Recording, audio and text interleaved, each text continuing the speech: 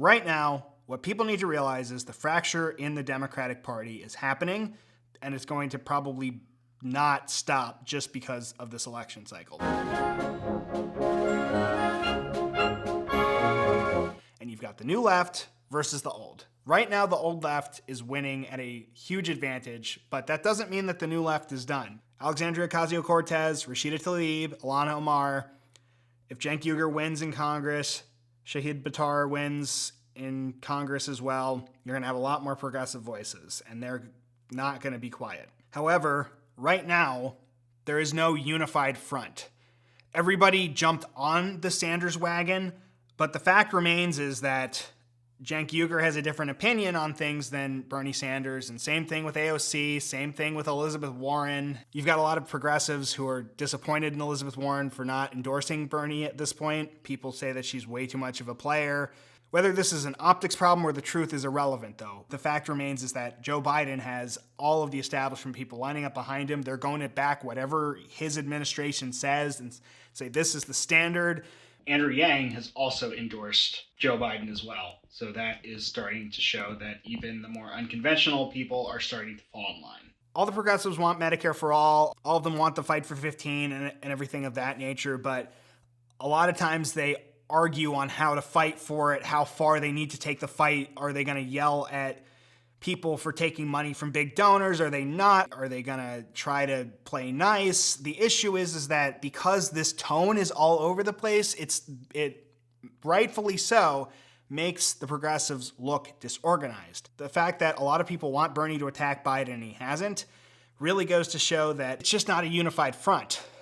And Bernie's going to have to realize that he right now is the leader of the progressive wing, and he needs to start acting like it. Look, I'm the general, and you guys as my soldiers are going to say this and say that, and I'm going to roll out different media attacks, and I'm going to ask all these other people who are running to just get behind what I say, and we're all just going to say it in a certain way. Now, he has people who are his surrogates, but that's different. He needs people who are not his surrogates repeating his talking points.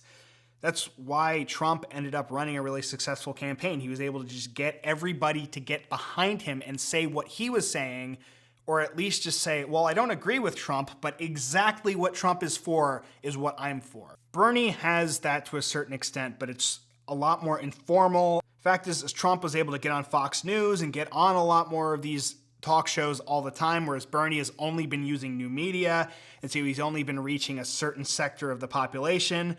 That sector of the population, we've learned, doesn't vote. So it is now this mad scramble to suddenly get these people that a lot of his surrogates, a lot of the other progressives have just dismissed, to suddenly swing and vote for him. And it's not impossible for him to do that. He can still build enough people behind the scenes to make it very hard for Biden to just walk in and get the nomination. But that would also require fighting dirty, which we've seen Sanders not do.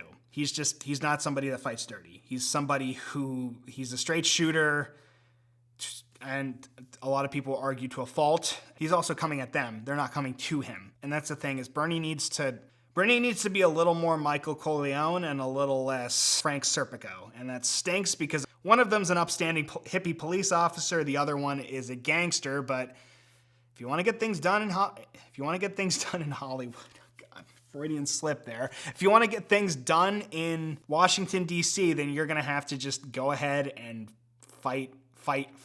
And then sometimes you just got to shiv somebody. I don't know if he's going to do that. Only time will tell. I think what people don't necessarily understand, though, is if Bernie does drop out, though, there will be a vacuum. This is not over. There are going to be progressives who are going to want to take his mantle or even just rip it from his hands at this point and try to be the FDR president that Bernie says he is. It might not happen as fast as some progressives want it, but the progressives still have a chance to take the party over. It may not just be this election cycle. I do think centrism's here to stay, and there's certainly an argument for it.